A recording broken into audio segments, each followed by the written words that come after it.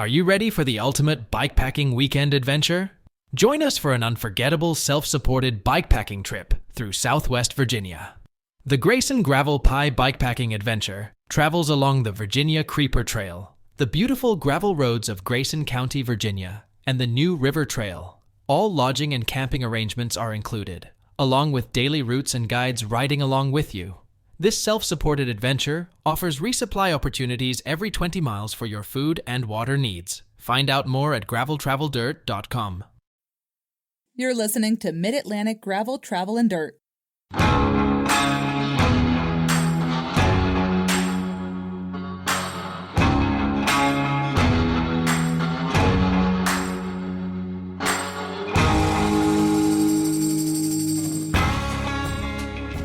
Hi everybody, I'm Brian. And I am Joey. And I'm Jess. This is episode 145 of Mid-Atlantic Gravel, Travel, and Dirt.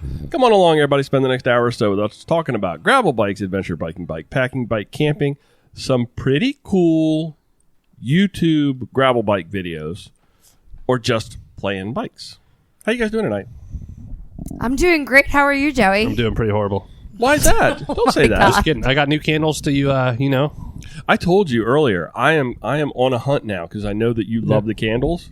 I am going to find you some just unique, sort of like bespoke candles. We eat breakfast every morning by the candle that you see here in the middle of our my table. new candle flavors are like Christmas, like tree lot. We got them from TJ Maxx. Smell like a nice tree lot. Smells like a Hallmark movie, I bet. No, it doesn't. No, not my book. So you watch a Christmas Hallmark movie and just light a nice Christmas candle at the same time? No, but you were watching Hallmark last week. I watch Hallmark all the time. I use it as an ample opportunity to... My house smells like pine when I light it. I don't mind that. Without the sappy fingers. I don't mind the whole Hallmark. There might be movie. sappy fingers if I have a breacher. Okay, good grief. It always goes that way. You know, like with a goo packet. You get sappy fingers. What do you... Speaking of goo packet, Yeah? there was a goo packet in my laundry machine. No. I'm glad it's your laundry machine. Well, I don't care whose laundry machine it is. It's like the dating game podcast. What? No, wait a minute. Was the goo packet open or was it? It was not open, and it went through the whole cycle, and I reached my hand in there to take it out, and here's a goo package just hanging. No, Was it nothing's wrong still with it. intact? It's still intact. Then nothing's wrong. Be careful. All That good. could be my chamois butter, too. Wait till Joey's about to eat it, and it's like soapy on the outside a little bit. I don't think that makes You're a the difference. only one, Joey, with, I think, something I have an adult-oriented. old-fashioned, but I also got a couple beers yesterday. I got like the bottle, like the one big bottle of beer. Mm-hmm. I got a few of those of at Nick's. Oh, the mega size. Yeah, It's not like mega size. It's a little Is it from Victory Brewing? No. But I got Victory. I got those for you, Brian. And I got a stout. Oh, okay. Then if you wanted a beer, you don't drink alcohol anymore. You know, it's Bud Light Platinum or Mike's. No, I'm trying to stay away from the beer because, stout and porter season is really bad for you. We're body positive here. I get it, but I'm just trying to, be respectful of my body and maybe not fill it up with a loaf of bread. Maybe not drink a loaf of bread, but I don't know. I'm trying to stay away. I bought a from new beer bottle of right Makers yesterday too. now. That I can, like you say, whiskey greater than beer. Jess got a polar seltzer. I got my sweet iced tea. Actually, sweetened iced tea. So You don't want your teeth to rot out. okay, you guys have nothing in the you guys have nothing in the show notes about Shooting from the hip. So I'm going to start this week then. I'm just amazed that we're able to ride outdoors in November the way we are right now. I mean, this weather is amazing. It's beautiful outside. Today, I layered up yesterday. I had on knee warmers yesterday, and I've been doing the whole long sleeve jersey with the vest, and that just seems to be perfect. That's what I did yesterday. Just bibs, no knee warmers. So you and I were pretty much dressed the same. How is that? I think my tolerance for the cold is increasing. On the other side of Route 4, all the back roads in the shade, it was chillier. Yep. I was actually comfortable. I was pretty just like middle of the road. I wasn't hot and I wasn't cold. Yeah. How's that? We rode the same roads yesterday, but at different times. Yeah, I was bringing up your rear. No, actually, I think I was behind you. Yeah, true. Because when I was coming off the island, when you were I coming out stalked of the you. Dow. You were at McDonald's, and I turned off a dial. I'm like, I'm just gonna, and then maybe, No, I don't think I was quite there yet because when I stopped in Solomon's, Oh, no, I watch your... you were up in Lusby. I think I may have been coming down onto the island instead of coming off the island, but pretty much the same, I guess. I don't really know. Well, I'm just. I got the Find My Brian turned on. I am excited. I think we got a whole rest of this week is going to be beautiful. So I know it's global warming, but enjoy it if it's going to happen. Just enjoy it. Just relax and Get on enjoy your it. bike. Get outside. And also yesterday, I rolled over 8,000 miles for the year. Very nice. Wow. I don't know if I'm going to make it to 10 or not. I think I'd have to work pretty hard, and I'm not really sure I'm interested in working pretty hard to get that. I don't know that it's that important to me. I'm just trying to do 200 more miles to roll 3,000. That's pretty hard. I'm sure by the time trainer season rolls around, although normally we'd be full on in the trainer right now. So and I fell in love a little bit at Philly Bike Expo. With me or Mark? Nope. With Otso. Oh, yeah. I did fall a little bit in love at the Philly Bike Expo with an Otso Warrican titanium So then you'd be the Otso man. We're talking about a bike. That's going to be the biggest thing now. See, now, when I get a new bike, Jess, though, it's huge news. Okay. Because I don't buy them like every other week. I don't mean to throw Joey out there, and I'm so sorry. You already did it once today. I'm going to preface this with I love Joey, and I will never divorce Joey. But I walked into the bike shop, and I saw that there was a Sequoia on the top of his car. Saw that And too. I came into the bike shop very quietly, and I said, I love you. I will never divorce you, but is that a new bike on top of your car? And the people around him started cracking up. Like, everybody at the bike shop was cracking up. And then he's like, no, it's Nadine's. And I was like, okay, can I have your credit card? I mean, but it was like a very it's a very... Where is my debit card? So I came in and said the same thing, didn't I? Yeah. I was like, what's that Sequoia doing on the top of your car? What's the big deal if there's Sequoia? What if I bought a Sequoia? No big deal. I mean, you might buy a green AWOL. Well, this Who morning knows? we were talking about that Joey has his blue bike and his purple bike, and now he's got to find one that puts on the trainer, blah, blah, blah, blah, blah. So green that's bike. why I was assuming that it was the new bike on top of the car. And How would you get all the crazy vinyl off of that, though? What? Nothing. The green bike. That's painted. Oh, so it's not coming off? No. Okay. The AWOL, not the Sequoia. Yeah. I'm selling Nadine Sequoia, so someone's looking for a great deal on a well-maintained 54 Sequoia It is a nice looking bike, with too. 105 on it and some nice Stan's wheels. Yeah, that's a nice looking bike. If it was a little bit bigger, it would have been mine. I told her that. Think so, really? Yeah. I would have bought it.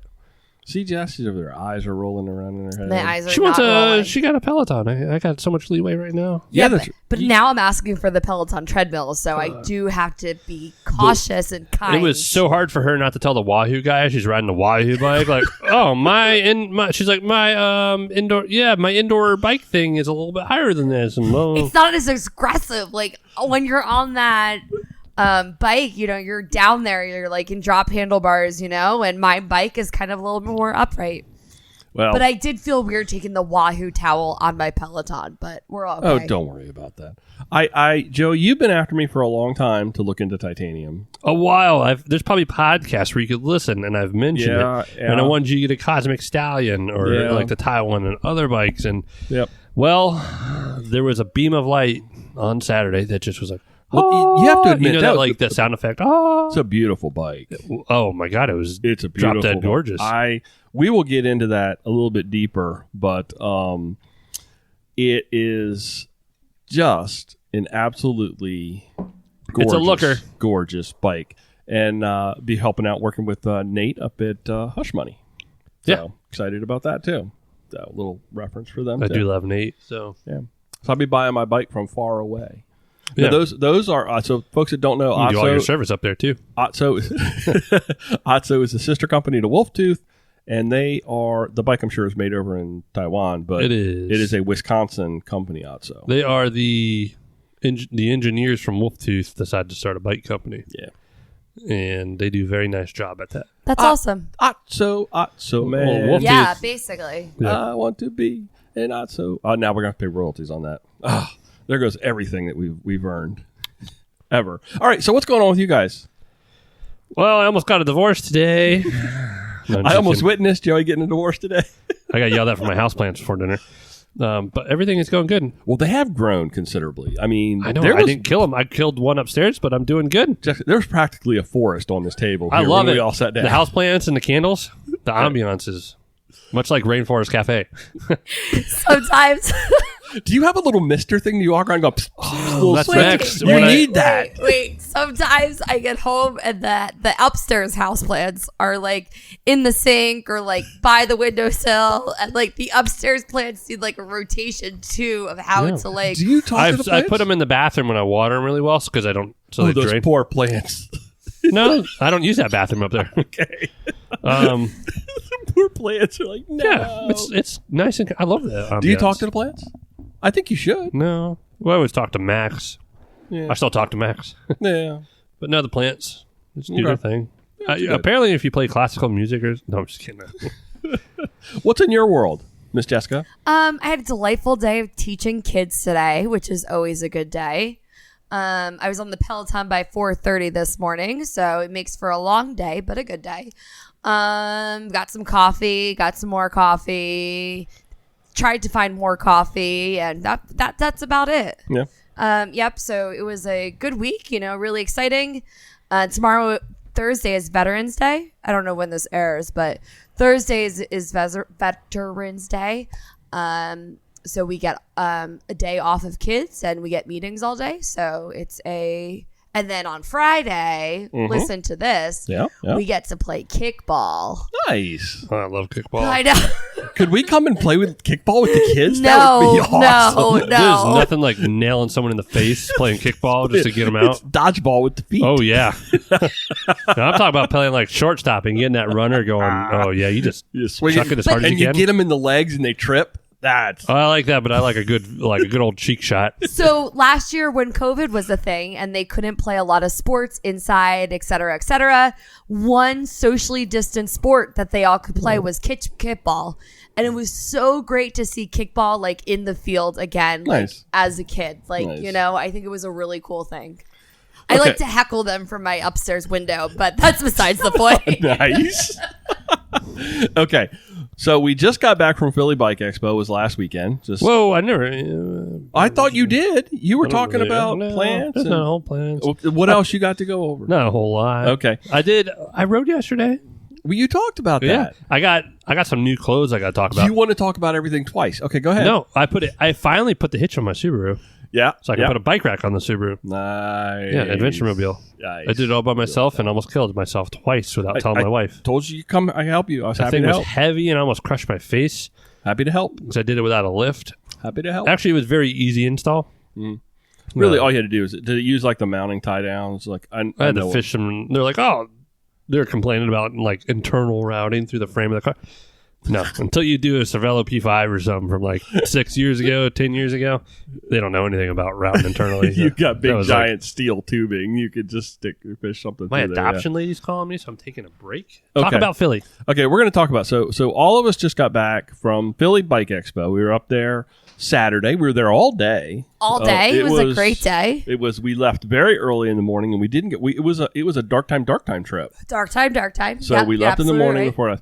So Jess came up with his a really. I just thought it was a fantastic idea for us to all come up with our favorite booths that we encountered at Philly Bike Expo for whatever reason. It didn't have to be personal exactly. reason. Like apparel, something like that. But like some booths that really stuck out to us that we were like, wow, those are worth mentioning on the podcast. Yep. So do you want to start? Do you want to give me your favorite booths, or do you want me to do it? No, I would like you to go first. Okay, I'll absolutely go first. So the first one that comes to mind for me, Tanglefoot. They were out of Vermont. Analog Cycles. Oh, they had the really good display. They had a very good display. Beautiful display of bikes, and they had like a fireplace that was pushing out smoke, but it wasn't a real fireplace. It was a smoke. No, machine. they had the deer on the wall. Yeah. It was just so well done. There was so much thought and effort put into that, and in this world of post-COVID where we didn't have these kinds of shows for a very long time, they either poured their heart into it, or I think some people kind of may have, I don't want to say it, but phoned it in because you never know if something's going to happen or not. But they went the extra mile. So it was Tanglefoot, Analog Cycles, and they were out of Vermont. And actually, I got a card from them, and I would very much like to get them on the podcast at some time to talk about Vermont gravel. Yeah, that would be super cool. They were really helpful. I know I was hanging back, but you had a nice old conversation with the people there, so that was really nice. My second one is going to be where I fell in love, the Wolf Tooth Otso. It was so funny because I would have questions about the bike and was going over and I was talking to Mike from Otso, and then I would go over and talk to Nate from Hush Money, and then he'd be like, okay, well, I'll go back over and talk. You're going to ask Mike that. And Joey and I would go back over to Otso, and we'd talk we'd go back over to Nate. We're just like this half-hour window of time where we must have gone back and forth multiple times. And I actually, one of the last times we were walking back over there, I told Joey, I said, now, we're going to have some very specific questions, and all I'm going to do is say, I'm interested in this bike, and I've brought along my mechanic, and he's going to ask you these questions. So it was things like internal routing and all this other kind of stuff with the Di2, which is somewhat, problematic when he said, no, there is no internal routing and I'm Di2. He was kind of surprised when Joe and I were both like, well, it's not the end of the world. It's not a big deal. He says most times when people ask you that question and they say no, it's like an immediate, oh, this isn't for me. I'm okay with that because I know that a titanium frame is a forever frame, and who knows, 5 years from now, we'll all be wireless. We won't need to worry about internal routing because everything's going to be wireless except for our brake cable. So my last favorite booth, and there's a very specific reason for this, is Bishop Cycles out of Baltimore. Did you see the head badges on their frames? Because they're a Maryland company, and it's the Bishop. It's like a chess Bishop piece. I did see that. It was in the last row, I think. Yep. I can't remember where it was, but it was the Maryland flag behind that, and some of them were sort of like this grayscale, and other ones were done in color. I took pictures after pictures after pictures of that little head badge because it just was so, I don't know, it struck a chord with me. So those were my three favorite booths. But what was the thing that surprised you, or the one what was the other the talking about the part that surprised us, or was out there, or? Well, I've got my three sort of cool innovation products. Okay, let's go. You want to go with those two? Go. Okay, first one was at the Redshift booth. Okay. With their pedals. Yeah.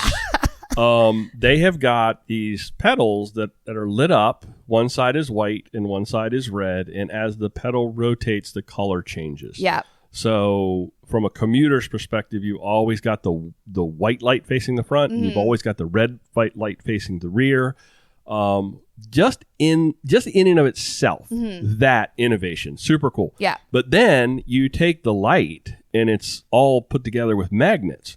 You can pop the light out of the pedal, and they've got clips where you can put those lights on different places of the bike, and you can tell it whether you want it to be red or white. Oh, that's awesome. So it's like all of this multifaceted, multi-use, multi-purpose, rechargeable magnets. It was just so much fun and innovation. I just thought it was really super cool. And that's what Redshift is known for, innovation. That booth was packed the whole day. Yep. Like the whole day, there was people constantly standing out in front of them looking at their stuff. My second one, and I don't know, Jess, you may not have been over there when we were talking to these guys.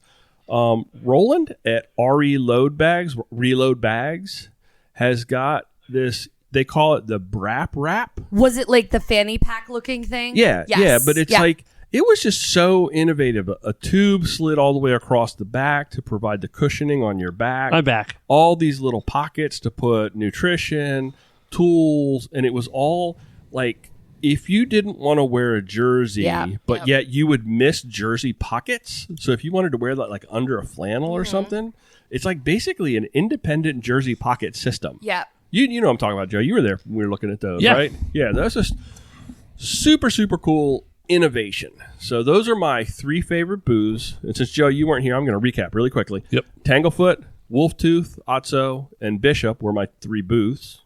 Okay. And then my two product innovations were the Redshift pedals and... What's Tanglefoot? Tanglefoot was Analog Cycles. It was out of Vermont. With the deer. Yep. And the little stove with the fog machine. I just thought the booth was really kind of very nice. Very, very well done. So if you guys got any favorite booths or products or anything, I'm ready. Go for it. I'm ready. So The first one is going to be End Grain. Okay. Any guesses on what that was? People. Yeah, It was the coffee place. So we were in the car as soon as we left your house. I'm like, I know what your 3 are, and the first one was that. And Yeah. He did guess all 3 of them. However, their coffee was great. They were the only people like serving coffee in this little place. They were doing press coffee. It was amazing. There was a steady line all the time there because people need their caffeine. Oh yeah. So, in the morning I got a latte, an almond milk latte, which was phenomenal. And then I went back for, I think, another cup of coffee in the afternoon, and it was just a really good cup of coffee. So I was very, very pleased. They were great. I liked that one. Okay. The next one is going to be Paper Trail Gravel Travel. And I liked their package deals of like going on a bike trip. They take care of the catering. They take care of your bike. They're riding with somebody like in your area. And I just thought it was a really cool all-inclusive trip that you could take with a significant other or with a friend. As a really great excursion. So one of the things that I'll piggyback on that. Go ahead. Coming from the world of tour, being a bike tour guide leader and all of that, in talking with Paul, he told us that for every 3 participants, they have 1 guide on the bike. Yeah. Yep. For every 3 participants, From one someone bike. who leads tours all the time, you were kind of like I was very impressed. swoon. Like, yeah. I was impressed. I mean, they're Hey. doing things right. Yeah. Yeah. And for somebody who is not so good at changing tires or changing tubes or doing any sort of bike maintenance, You don't worry about that anyway. well, if Joey wasn't there, Well, she's stepping. really- No, I'm gonna beat you back on that because she's stepping out and she did 60 miles, even though she Oh, yeah. she did 60 miles up there and unpaid. No, my favorite part when she was talking to Paul was like me, 0 equation. I'm like, can I go on the trip too? you Or- can come too. But like, if I'm having a bad moment, Yeah. like. Well, you just don't go on this. You just don't wing this trip. I don't mean to be rude, but Joey goes on trips all the time without me. Okay, so, but think about this for a second too, from y'all's perspective. If you, Jess, wanted to just go off and leave Joey because that's what it goes, you could just ride ahead, but you would have support. You talking about the rider in general? no, on the ride, on the Joey. ride. It's like the dating game. So that's. But anyway, agree. I thought super it cool. was a great package deal. I would definitely, if I had friends giving this as a gift, I think that'd be a really cool gift. The expensive gift. but- Expensive gift, but you go on with Some things. friends with a little serious, Joey and yeah. I haven't taken a honeymoon yet, so we might be doing it for paper trail. So. Okay, what else? Sad Velo, and their whole thing yeah. about Sad Velo was ride bikes, go to therapy. And I can tell you on one of my worst days, Joey told me to get on my bike, and I rode my indoor training bike, and I was crying all at the same time. And he was like, please just keep riding. Please just keep riding. And that was all he was saying in his calmest voice ever. And I solely agree that the bike is therapeutic, but I think there is more things you need to do than just ride your bike. You need to ride your bike, which is therapeutic, but you also need to go to therapy. You also need to take your medicine. And I like that they were incorporating riding their bike and going to therapy And that was all together. Sad Velo Cycling, right? Sad Velo Cycling. Yep. It's very small right now. I think they said today on their Instagram, if they had 500 people, they would give them a $5 gift card to Wawa, which, it's small. They're a small company. They're just trying to get people on Instagram in their business, getting their likes. And it's not even a business. It's a 5013. So Cool. that was awesome. In my cool product, I spent a very long time talking to Primal, the clothing company, because Primal is owned by a female, and they really do pride themselves on female attire. So what they would do is send you a whole bunch of stuff in your line. You would try it on, and you would just ship it back. Whatever you like, you keep, and whatever you don't like, you just send right back. That's cool. And Send it back. No soup for you. For somebody who is uncomfortable with her size and the bike and uncomfortable in clothing, I think that is a really cool way of getting more people on bikes in the appropriate sizing. could you you're going to follow up with them? Because that's something that interests you. You're going to talk to them, right? About doing something? I don't know. Maybe you aren't. No, I wasn't, but you could do it. I was just curious what they do with the returns, because I was listening to a podcast the other day and they were talking about clothing returns and online ordering of late, and that the vast majority of clothing that is returned because of sizing actually goes in the trash. Yeah. Doesn't even get donated. It goes in the trash. That's we will. I would love to follow up for Primal. Yeah. But I think it was pretty neat of what they were doing with their clothing. Yeah. Body positive. So, Joey, do you have any? Philly Bike Expo. It was nice seeing everyone. I don't know if I have tops because there was a lot of cool stuff. I got to talk to like multiple reps to set up some stuff, or talk to potential new businesses for the store, and go get to see a lot of friends. It was nice seeing everyone and make some new. I don't know if I have any new friends. I think I made a couple new friends. I think I made a couple new friends. Well, we'll see. I'm very not a friendly guy. You know, I was following you around though. We were kind of moving together, and it was, if you get half of the new products of people you talk to about putting stuff in the shop, you're going to have a whole bunch of new stuff in the shop, which is cool. I like it. Like I said, I don't know how I ever say everyone knows that Nittany Mountain Works is a huge favorite of mine. So them, I love what Paul is doing with Paper Trail and Gravel Travel. The Reload stuff was cool. I never gave them much of an eye, but I did love what you talked about with the little pack piece. Yeah, great company. I just have my heart with Evan. Yeah. And then, like I said, I love checking out the things like Wolf Tooth and Industry 9 and all the little bits and the color doodads. And who was it we talked to at Industry 9? Freddie Capot. Yeah. Freddie Capot has been my rep forever, and the only time we ever see each other was at Philly. And then I haven't seen him in 2 years. I was like, "Hey, Freddie, it's me, Joe. You have masks on too?" And he's like, "Oh yeah." And then it's like, "Yeah, I owe you paperwork and stuff." But I don't think that didn't. We're going to talk a little bit about. No, that wasn't a problem. But it was nice because it was also nice running into him, because I forgot I need to do stuff for him. I ran into there, David from Wahoo and such. I love the Otsos. I've loved the Otso for a while. And like Phil, Phil Thomas had one. Yeah, Phil Thomas. Yeah, loves his. He got rid of it. He got rid of it. Yeah. I saw him out because I've been stalking Otso. That was like lately. his one bike. I've been stalking Otso. Man, we need to get him a bike if that's what it's coming to. He made a comment on a post, and you know how it's like shows you people you know. And I saw he made a comment. It's like, I wish I'd never sold that bike or something. Yeah. So, no, I think. Well, there's so much. I love the pho and I love the cheesesteak. Yep. I love the Philly experience. I want to go back on a non-weekend and go actual to Paper Trail, try some other cheesesteaks. I want to be a tourist. I love Philly. Wouldn't it be nice to be able to have time to be a tourist in places like that? It's just so close to Jersey. It's beautiful. All right, do you want to jump over and run through Strava? I saw Jess's picture in 7 bars there. Before we get to our guest tonight. Sorry, Strava Club. All right, my Strava didn't work yesterday, and none of my stuff got uploaded. But we have Jonathan Paul from Verona, Pennsylvania, with 184.9. Lindsay O'Connor from Middleburg, Virginia, with 124.7. And Reese's Cup Stanley from Go Green Racing from Tyler, Texas, with his peanut butter cups at 201.6. Good job, y'all. Nice job, guys. We are on I think we went up because I think it was 90-something last week, but it was 102.2. And we were at 784, 779. Sorry. Strava.com /clubs/gravel travel dirt. Look me up. My name's always changing. I was looking for a Scranton Strangler the other day and I couldn't find him. I was like, has he gone back? I'm working up something new.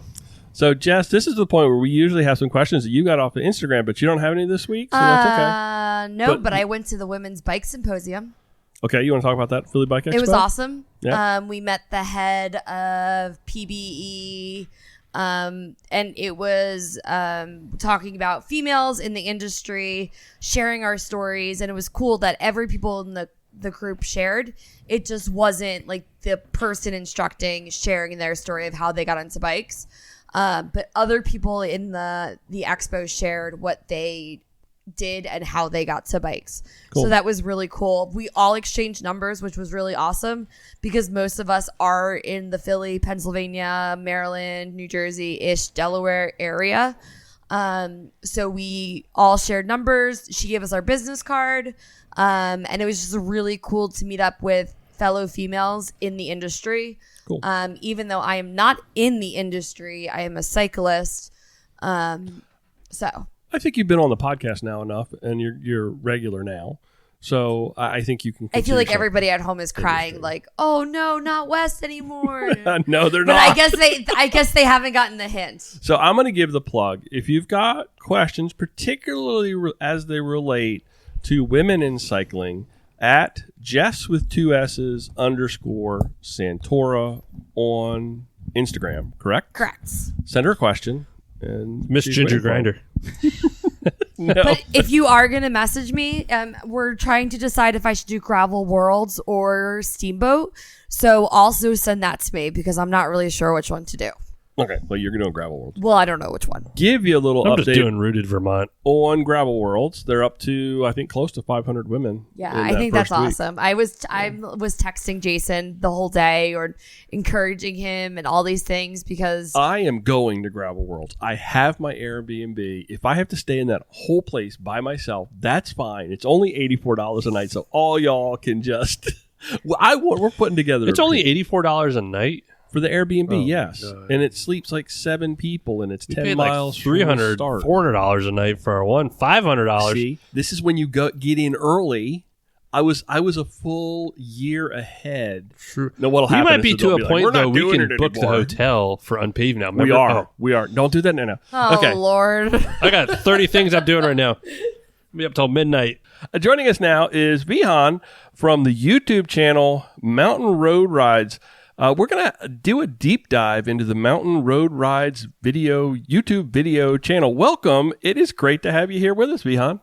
Hi, welcome. Thank you so much. I'm very happy to be on the podcast. I've been listening to a bunch of your episodes over the months and years, and Cool. so Thank you. I love it. Where are you calling from tonight? So I am based here in Northern Virginia, in Great Falls, and I think you guys are familiar with the C&O Canal. You've ridden on that a couple of times. I've seen those videos, and so it goes through the Great Falls Park, and we're just on the other side of the river instead of the Maryland side. We're on the Virginia side, so that park is not too far away from me, and so it's one of my favorite local stomping grounds where you can go and ride. So you've got the gravel bike. almost like instant access to really prime dirt. That's awesome. I think we'd kill for Yeah, that. so that's I know I'm pretty privileged to have that park so close by, and then the real area where you guys have also ridden there is Loudoun County gravel. That is just an absolute gem. So that's about 40 minutes away, and so whenever I get the opportunity, I want to go out there. I mean, that is just absolutely spectacular gravel riding. Yeah, we unfortunately don't have a lot of gravel right at our fingertips, so we're very jealous of those that do, and that's absolutely fantastic.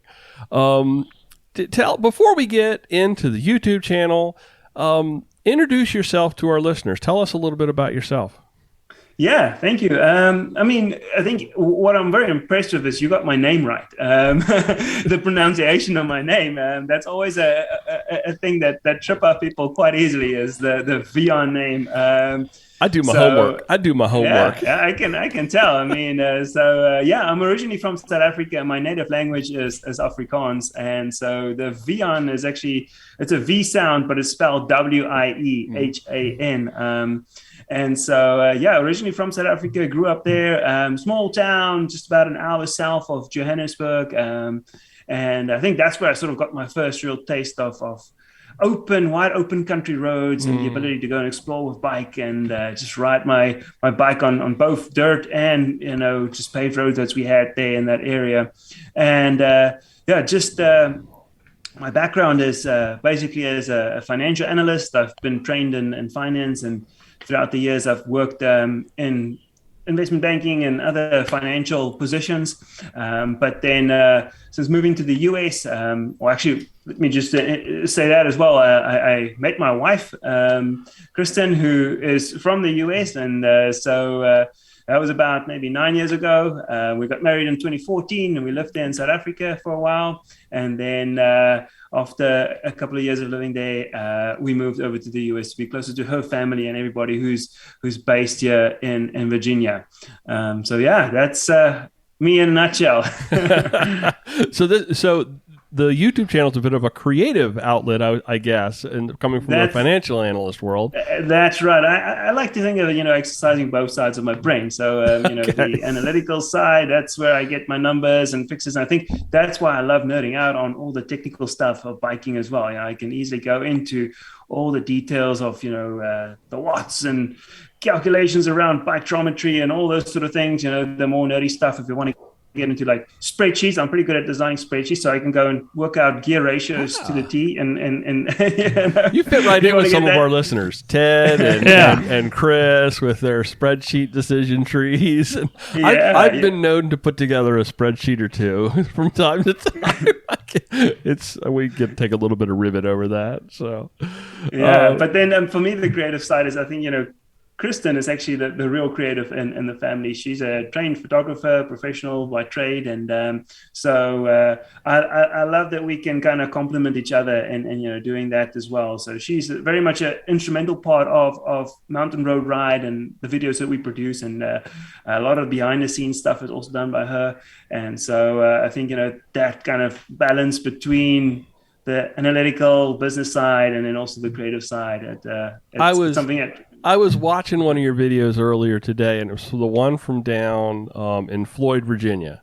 And it looked like it was kind of a miserable day. Oh, yeah. and you encountered her at the wooden bridge. That's right. Yeah. And I think you actually said, talking to the cameras, like, really hard to get back on the bike in something like this when you've just encountered somebody that you love. You could have gotten right in the car. So she's obviously a big part of the channel too. But doesn't she also have her own little mountain road channel on YouTube or something? Exactly. So we split up the content on our web page. The main page is mountainroad.com, but we kind of focus it on two sides. Mountain Road Ride, that's obviously all the gravel cycling related stuff on my end. And then on Kristen's side, she focuses on the natural living, non-toxic lifestyle, gardening, cooking. That's her passions in life. So when I'm not riding, or actually let's say this, my payback for all the services she gives and help out with my side of the channel, I've got to go build some garden boxes. And so I don't mean to cut you off. That's up my alley too. But we are noticing, or I am noticing, your house plants in the background, and my husband has a small forest on our kitchen table. All over the house, but a lot on the table. Well, great. I love it. Well, I'm not the plant person. That's definitely Kristen's side, and that little lemon tree over there is what she keeps on life. So, that's her passion. So, what sparked your interest in gravel cycling beyond, what you're doing? We all, as a kids, you get out and you ride your bikes, but in the world of gravel. So, kind of what sparked your interest in gravel cycling? Yeah, I think it ties back to my connection with South Africa, because as I mentioned earlier, I lived in this small town, and the dirt roads there were quite extensive as well, and the ability to go on both paved and off-road. And in South Africa, the mountain biking scene is pretty huge. I mean, you have world-class events like the Cape Epic out there. So after a couple of years of road cycling, I also got into mountain biking, tried my hand at cross-country mountain biking. And then when I discovered gravel, only after moving to the US, I was like, this is the perfect combination of both those disciplines. I get to exercise my endurance capabilities from the road, but I can use all my technical skills that I picked up on the mountain biking side, because a lot of these gravel roads, they do require, good bike handling skills as well. And so being able to combine those two, it was just a perfect combination for me of both.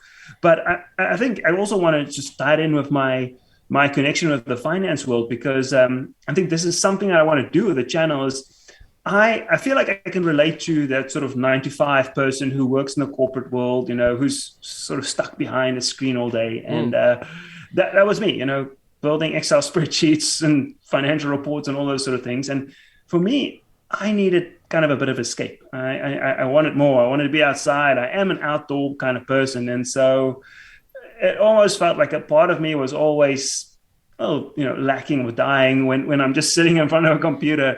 And when I discovered gravel, it was also just the ability to get out there and explore and see the world and see all the beautiful natural surroundings. And that instantly, that got me hooked. And once I was on the first couple of gravel rides, it's like, this is just amazing. And the places we can go. That comes through in your videos. You really do communicate well. Yeah. How the environment that we get to ride our bikes in is just so amazing. It was fun. We played before I left my shop. We were playing your videos, and I was showing them the unpaved one, and just it really brought them into it. Like all my staff members, it was pretty cool. Yeah, I actually showed your video to my wife and my mother-in-law, and I was like, "You guys want to know what I did this weekend? Look at this! Check out this one." And we sat there and ate dinner and watched your video, and they were just, it was like it was really cool. It was really you do a great job of storytelling the event as a ride. I think it's I'm a little jealous. You just do a really good job, a great job. No, I really appreciate this feedback. I mean, and it's feedback like this. I get a couple of comments like this on the videos as well. And what I always write back is like, this is kind of feedback that motivates me to get out there and want to make more. And I feel like I want to share my passion. This is my passion and something I really enjoy doing. And the spin-off, hopefully, from that is that it'll inspire other people to get out there. And that's sort of my biggest goal with these videos, is just to inspire the community to get out there, no matter your fitness level, no matter your access to riding opportunities. You can get out there, and even in your neighborhood, there's always places to explore, new ways to go and ride. And that for me is the end result. And I get great joy out of hearing stories like this. So thank you. So I always ask this question when we have guests on, and it's interesting how in line the responses always are. And I'd love to get your take on this. What's your personal take on the current popularity of gravel cycling as a discipline? Yeah, no, I love it. I mean, I just love seeing this. What started off as this grassroots movement is just, exploding, and it's growing. And I think it creates an excitement for people to want to be a part of it as they see it growing and gaining more traction and popularity within the media channels. It just connects with people, and it gives them the opportunity to get outside. And like I said, if we ultimately inspire people to get outdoors and just break away from computer screens for a while and go and ride their bike, that's awesome. So I don't care, if there's all this other, drama around, should it be still in its infancy and kept at a smaller scale? If it gets people on bikes, then that's awesome. More butts on bikes. Speaking of bikes, what bikes do you have in your stable? Yeah, no, this is my topic. I love nerding out on some bikes. So yeah, I currently have my gravel bike. That's the 3T Explorer that you see in most of my gravel ride videos. That is sort of my go-to right now. Love that bike, just so versatile. Run it with the 700C wheels, run it with 650B wheels, and you can just pretty much take it anywhere. And then my trusty old road bike, the Good Steed, it's been with me since 2014. So it's a Tractumani, and that is just mostly set up as my road bike. But I've also done a video on the channel actually to convert an old rim brake road bike to something that's, I would call it light duty gravel riding. And I've taken that bike out with some Panaracer Gravel King tires in the 26 millimeter version, and that can go on gravel if you're careful and you pick your lines. You can actually get away with an old school road bike on gravel as well. So sometimes I like to push the limits on that, especially like on the towpath. Yeah, that's perfect for the towpath. Exactly. Yeah. Your video catalog now. People who haven't seen your channel.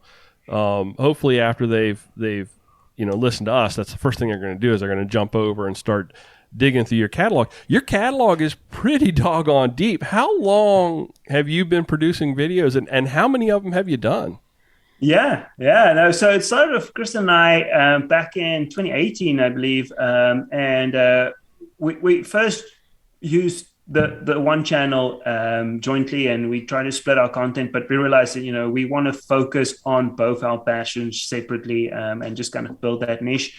So she split off, started doing the mountain road live videos, and with me, I kept on with the ride stuff. So in total, we've got about 120-ish videos right now. So it's grown nicely over the years. And then since starting with the gravel ride of the week, that playlist is continuously being added to, and so we're currently on 32. I think I was going to ask you how many are in there. So that's sort of the piece that kind of like got my attention, and really because I was looking at the names of your videos, it was like Unpaved, yep, that's one in our backyard. Gravista, that's one in our backyard. Down in Floyd, that's one in our backyard. Dirty Kitten, it just was on and on and over and over and over again. It was kind of like it was really cool, the familiarity of what we have here, and with those rides being in our backyard. Yeah. So I think you can agree. We're so spoiled for the riding opportunities that we've got here in Virginia, and just the places we can ride. We've got the Shenandoahs, we've got the Blue Ridge Mountains.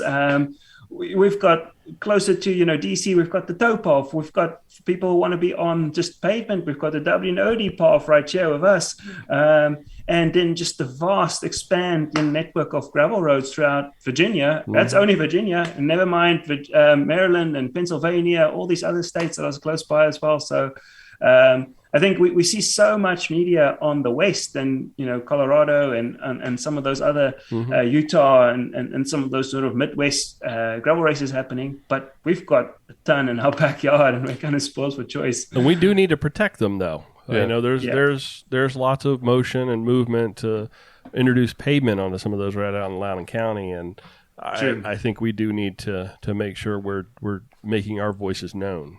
Maybe we should go protest Congress. Yeah. Oh boy, that's on the internet now. Out of all the videos that you've done, which one's your favorite? Oh, that's such a difficult question. I hate to pinpoint one, because for me, each has like a specific category that I like to put it in. So I think of, if you want to think of like great winter type riding, that was Gravelocity. If you want to think of like epic weather conditions, that was the recent Unpaved. And you alluded to the Tour de Dirt earlier as well. So those were two like really muddy, messy races, really challenging from that standpoint, and extremely challenging in terms of elevation. That was Gravista, flat out. Those Blue Ridge Mountains, serious elevation in there. But one that I will kind of sort of highlight, and I think they put such a attention to detail on this race, and that's Alex and Chris with their Dirty Kitten events. I know they've been on your podcast before, and I love connecting with them whenever I get opportunity at these events. So I did both their Grally Cat event, which is in the springtime, and then the gravel race. And I must say that Grally Cat was something special. That was something unique, because it wasn't your traditional race. It was more of this sort of scavenger hunt kind of thing, and you racing from checkpoint to checkpoint and collecting cars and then taking it to another checkpoint. And it's just a totally different format. And I said in that video as well, I don't think I've had this much fun since I've been a kid, because you could build your own course. You weren't stuck to like, this is the route profile that you've got to follow. You could cut short the route if you wanted to, and follow your own direction and go and explore a new part of the property if you wanted to. So that was sort of a standout for me, and just being something different, something unique. And they also put so much attention to detail into that event, that it stands out as something that was something special on the calendar. We are you gonna do their the Dirty Kitten Winter Training Series that they do in January? So I was rolled in for that in the year before, so this year from January to March. But I'm looking into that again, because there's always a nice way to connect with their group, and they've got quite an extensive community that they follow. And so that's always nice, because they got their indoor training rides normally on Zwift, and you can get on those community rides. So that's fun. I really enjoyed that. Yeah. So what about a favorite ride?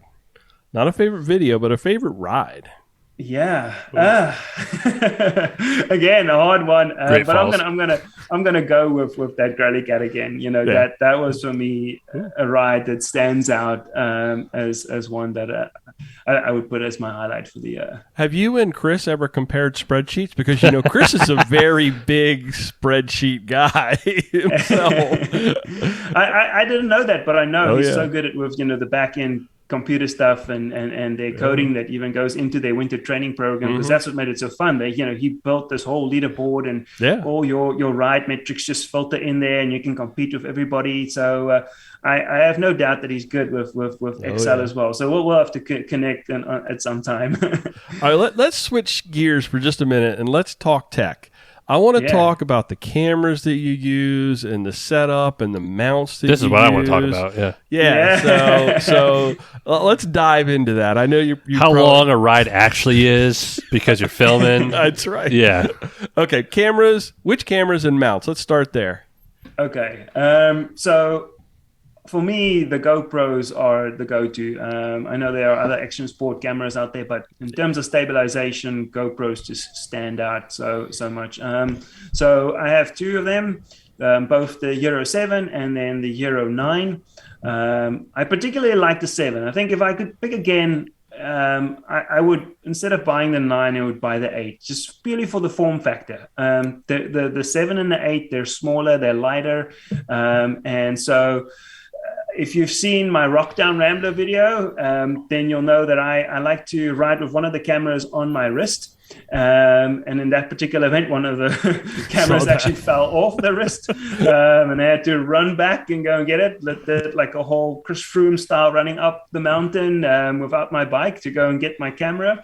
But so I like the 7 because it's light. You can pretty much move around with that camera a lot. And then the Euro 9, that one is pretty good for photos as well. So whenever I'm out on rides and there's opportunity to take good photos, then I like to use that. And then the other sort of camera that goes along with everything that we do is the one that Kristen uses, because a lot of the shots that we get isn't just from the ride, it's sort of from the sidelines as well. And she really works hard behind the scenes to maybe drive out on the course and find a particular spot and capture more of the creative shots low down or shallow depth of field or with a zoom lens or something like that. And that's where, we make use of a Canon M50. So that's a sort of more of a vlogging camera that we have that also gets used for those rides. I'm an M50 guy too. I got an M50, so that's a nice little camera, sharp. Yeah, very compact and it does its thing and reliable for us. So we've enjoyed that. I will say now I have a Hero 8. It seems to be sort of like the stepchild. There's lots of like things that work for up to the 7, and then they've dropped the 8, and then they have like little extra market things that are work for the 9 and the 10. That 8 seems to be this weird little stepchild that sits in the middle, and it's I like it. It's very good. Anything 7 forward, the stabilization, like you said, on point. But that 8, I mean, it's a great little camera, but it just seems like there's things that just don't want to work for it. Yeah. And I stole your wrist mount, your wrist strap. I actually went and Googled that. I saw you wearing that thing, and I was like, I need to try that, because I aspire sometimes to make videos, and Joey knows this, and I struggle. It's a little different, but I did a ride yesterday just for video work, and I was like, oh my gosh. it's so much. Yeah, because Joe, you want to talk about it with the time it takes. Oh yeah, I've always understood that. And that's why half the time I'm like, screw it. I'm not. I mean, you got to go full in or nothing. Yeah, You can't. Yeah. So and like I had aspirations to do stuff at Unpaved. me too. And I worked so hard just to get So that props to you, Wiehan, because I don't know how anyone did it as clean as you did it. and actually get that much video. I took it out a couple of times at the beginning of the day, and then it was like, oh my God, I just need to ride my bike. Need to get from point A to point B. That is a challenge to keep on moving and get the shots. Because like you say, you could get so stuck in just recording, and then before you know it, hours have gone by. I'm like, oh shucks, I still got to finish this ride. I'm in the middle of nowhere, and I'm just spending way too much time trying to get the shot from a river or whatever. Riding over a bridge. You're a tip of the spear guy too. I see you up there riding with Jeremiah.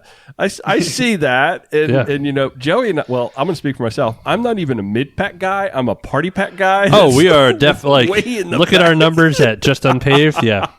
We are the caboose.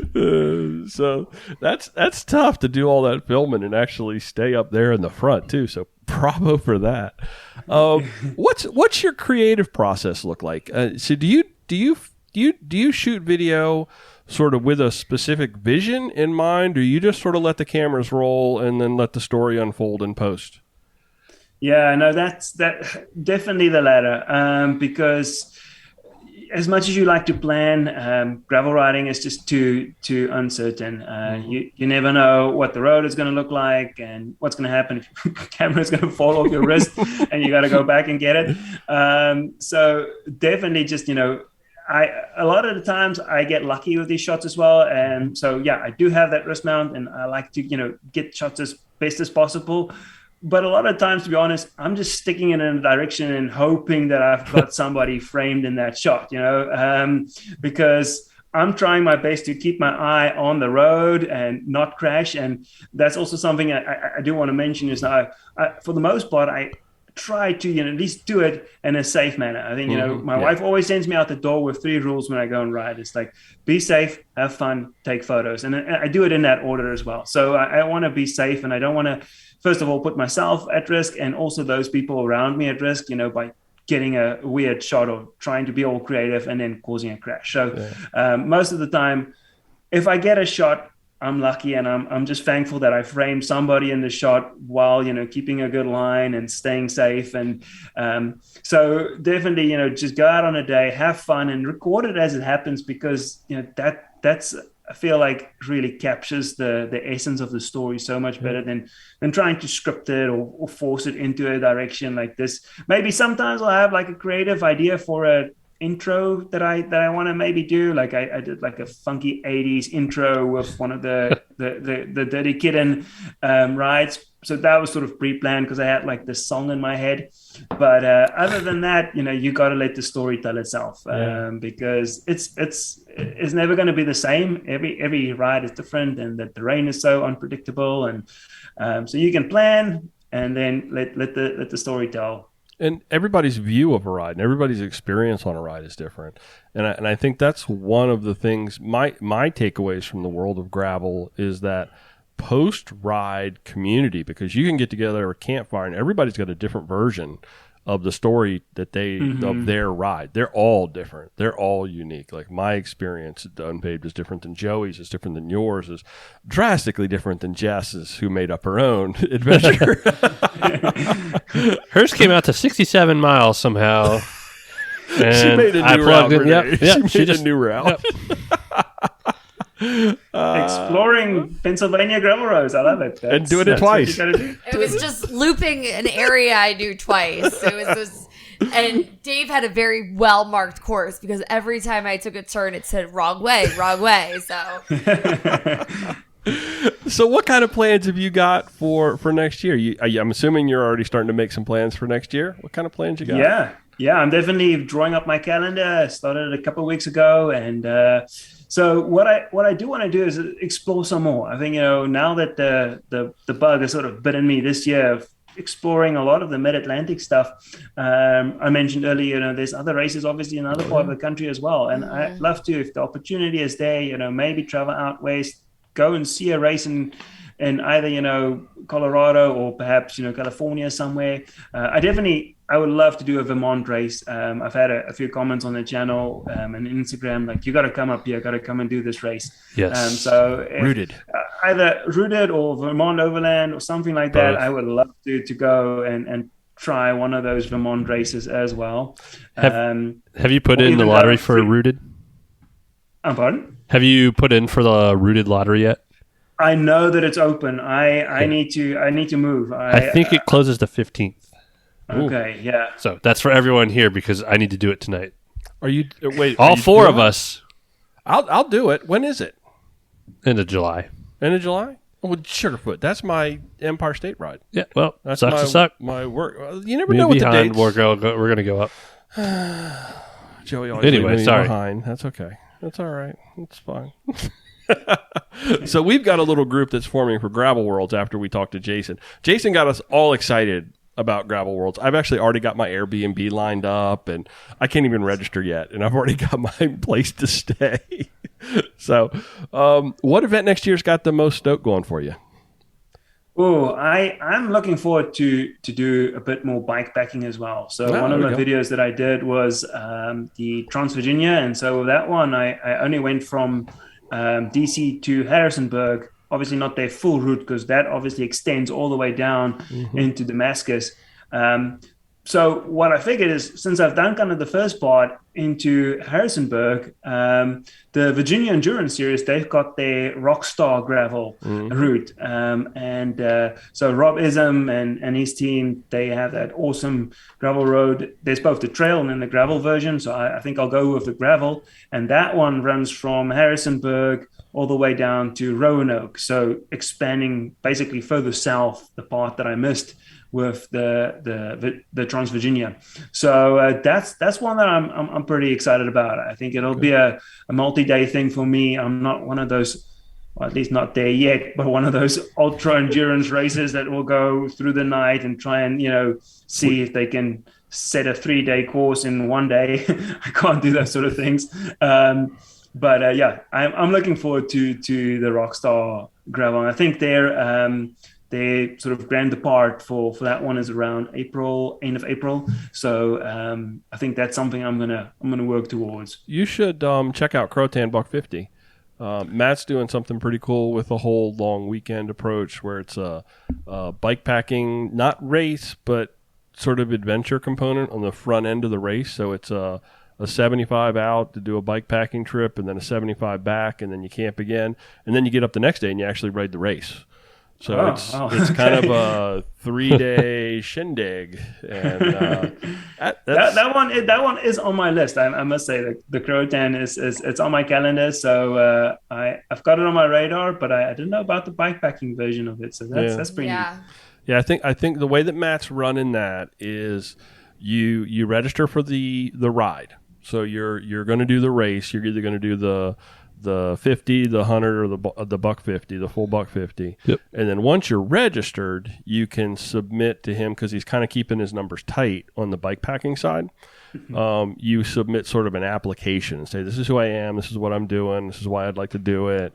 And, then he's going to go through this process of picking people and working that out so that it's a precursor. I think what Matt is doing is he's testing the waters for a big XL version of Croatan. So it's that front end of that. I've put in my name into the pick for the little long weekend excursion. I might regret that later on, but if you've never ridden down in Croatan, it's absolutely gorgeous. Absolutely amazing. Flat. Sandy, okay. Sandy.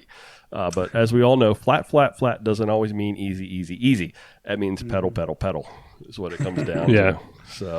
So where can people find your YouTube channel? I'm going to put links in the show notes, but I want you to make sure to shout it out here.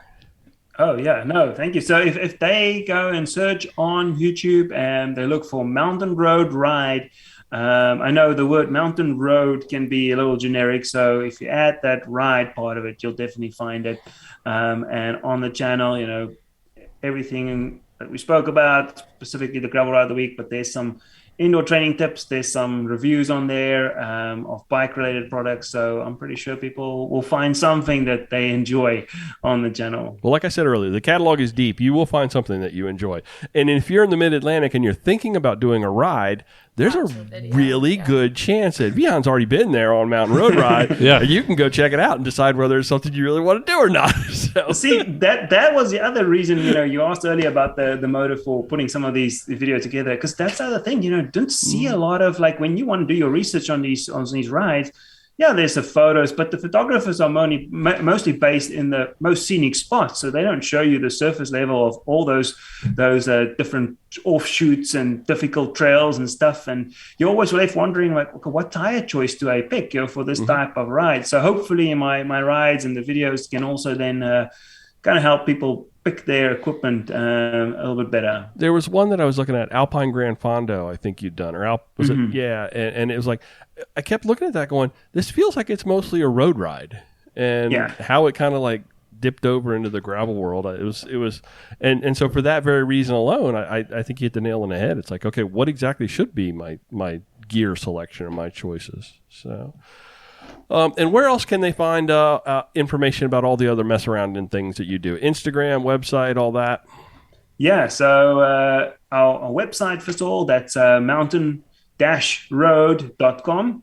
And then the Instagram handle is MTN Road Ride. And they'll find all the photos that I take, with my my Euro 9 as I'm out on my rides. And I'm going to put links in the show notes, folks. So if you're looking for that and you don't know how to use Google, then you can just pop into the show notes and click that link. Hey, thank you very much, Wiehan, for joining us tonight. This is a lot of fun. Yeah, thank you. I'm really glad we were able to connect, and excited to have you here. I'm glad I can now choose the tires that I will take on my next bike ride. And I say that because I have no idea what tires I run normally on bike rides. So are you going to be now giving us all guidance? I'm actually just going to CC Joey and be like, so Joey, you may want to watch this video on what bike I should ride. Hey, Wiehan, at the end of these things, we always do our little this or that. We always invite our guests to join us, and I'm going to ask you to do the same, and I'm not going to give you the opportunity to say no. So we're going to jump right into that. I'm in. We're going to take two things, throw them up against each other, and you can give an answer, and you can explain yourself if you choose to, but you don't have to. But that's where all the fun comes in anyway. So I'm going to toss it over to you first, Wiehan, then Jess. Got it. Then I'm going to answer, and then I'm going to give Joey the opportunity to bring it all home. Does that sound good, Joey? You like that? Making sure you're on board. Okay. That was a salute. First item up on this week's This or That. Would you rather have a socially distanced, masked Philly Bike Expo or no Philly Bike Expo? That's an easy one. I'll go for the first one. And off camera, we chatted about that, and we were all there for the Philly Bike Expo, and what an awesome experience to go. So I will definitely take any kind of cautionary measures that you have to follow, to at least be able to see awesome bikes in person. So definitely. Yes. I'm going to say the same thing. I teach in mask all day. I drink so much during the day that my mask is constantly down because, I'm hydrating. I'm drinking my one or two So what coffees. Are you drinking? Alcohol? No. I will take a mask. It was a very great event. It was great to be there. It was great to meet other people. So I 100% would do it again. So, yeah, absolutely. I kind of threw this one in there because I wanted to give them some props and to give everybody that was there props. I never saw any like, oh, I don't want to wear a mask, or it was like it was the normal thing. And it was really cool. And it was so exciting to actually, like Wiehan said, be able to see these really cool bikes and get together and see friends, meet new friends, and all that good stuff. Joey? It felt nice. Yeah, it did.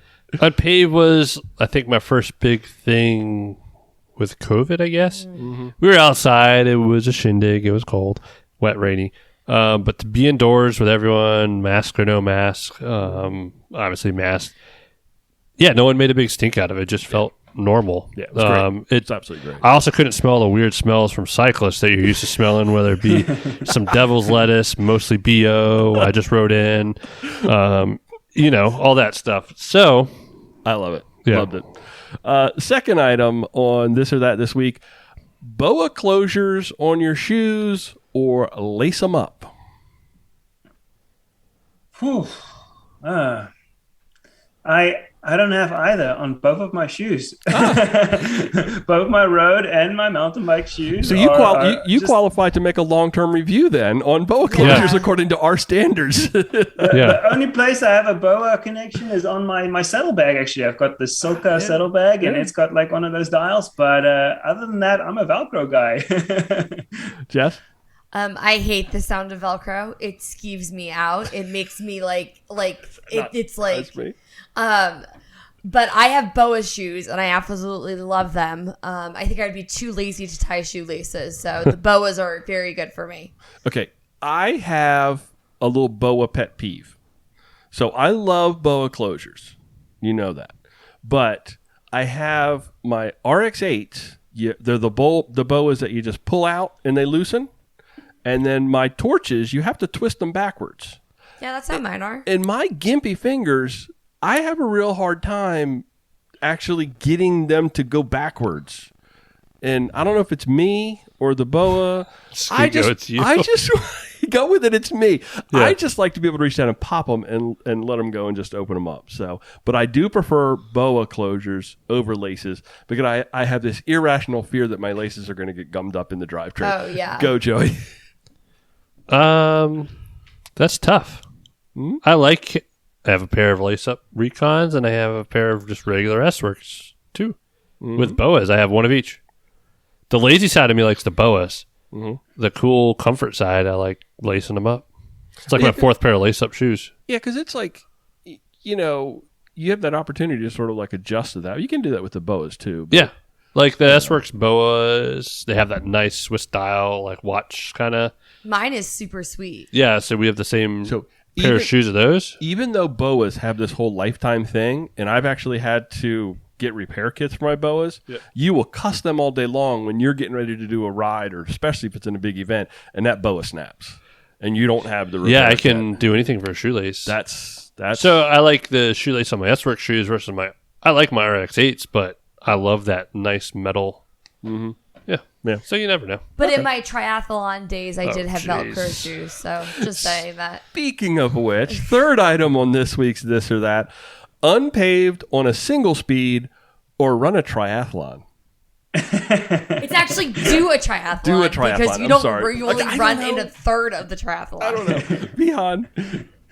Well, I have a lot of triathlons in my history as well. So Jess, I'm with you on that one. I actually my road shoes are still my triathlon shoes. It's just the single strap that goes over. It's my quick release shoes. I can get out of them with one strap. That's it.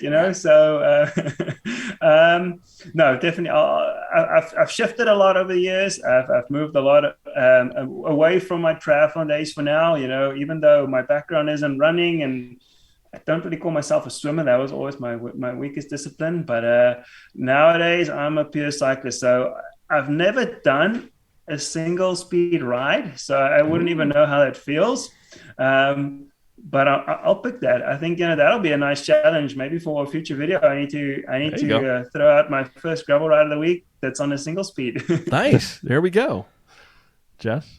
You already answered. Did you answer? I No, didn't you answer. But see, this is the thing, because I didn't do like the difference and all that stuff. Mm-hmm. Like I could have handled my 60-mile ride on a single speed. Okay. It was hilly, but not as much as I was like huffing and puffing. And there wasn't anything I would need to unclip and white walk up. So I would. But triathlons are kind of nice. I'm going to say do a triathlon. Okay. I'm going to. The last one and this one, I applaud you, Jeff. Jess, you came up with some fantastic this or that's this week, because I put out the call and I said I need this or that. I got it. And you responded. I have to earn my keep here, so. I would like a point of order, though. I need to clarify a question. Clarify? Clarify. Do you need to finish unpaved or a single speed, or just start No, unpaved? you have to finish unpaved on a single speed. Like, they will not, like, you have Oh, to dear finish, Lord. like, Dave is going to say, like, nope, you still have to come. Like, it's still safe. Will there be snacks for like 3 days? Yeah. Will Tanya be at the ranch for like 3 days? Probably.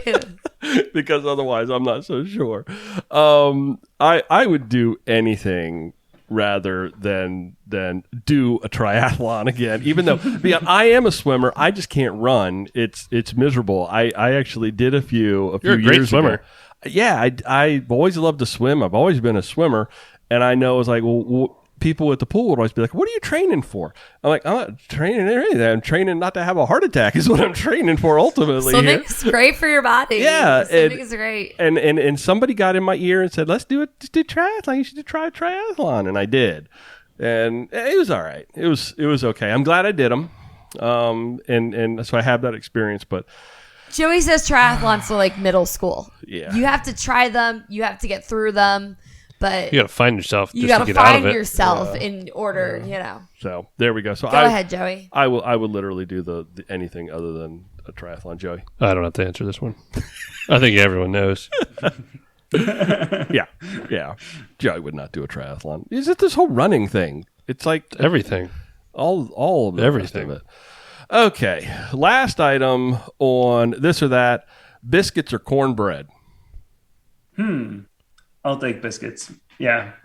I'm going biscuits too. I'm not a huge cornbread fan. It's not like, ooh, look, there's cornbread. Yum, I'm so excited. No, Like a good cornbread.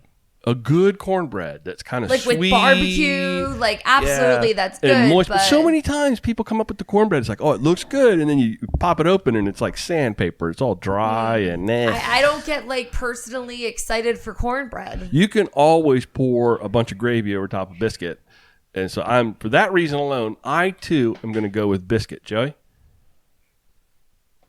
I think this has been a this or that. no, Maybe for the fishing podcast, but I love a good cornbread. I do love a good biscuit too, but my dad will just make boxed Jiffy and cast iron and put some, I don't know what he puts in it with it, but I could just eat the whole thing. See now, I don't like a creamy one, and I don't like it with like chunks of corn either. I love cornbread and a vanilla Coke. I didn't know for the longest time because my family, we come from North Carolina. I didn't know for the longest time that cornbread wasn't just this flat like stuff that was fried. Yeah, in it's a pan. nice But fluffy. all of a sudden, cornbread went from being this like little hardtack thing. Is this to because being someone like made cake. cornbread for the club party and you didn't like it? No, did somebody make cornbread? I saw it there. I was afraid to eat it. I didn't have any. I didn't even see it. I would have tried. I would have sampled. Cracker Barrel has very dry cornbread. I like their biscuits. I like their biscuits though. We do random. We get off on I tangents get when on we talk tangents. about food. My bedtime is in 11 minutes, so Oh, easy. Okay. Anybody else have anything before we shut this thing down?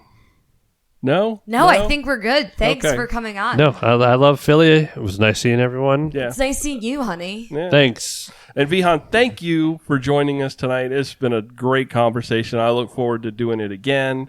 And maybe next time we're at an event, we'll have the opportunity to sit down next to a fire together. That'd be awesome too. Yeah. Well, thank you so much for having me on. I really appreciate being on the podcast. And thank you for watching the videos. That's first and foremost the biggest support that people can give the channels. Just, watching the videos. I love the feedback. And so, if it inspires people to get out there, I'll keep on doing it. Cool.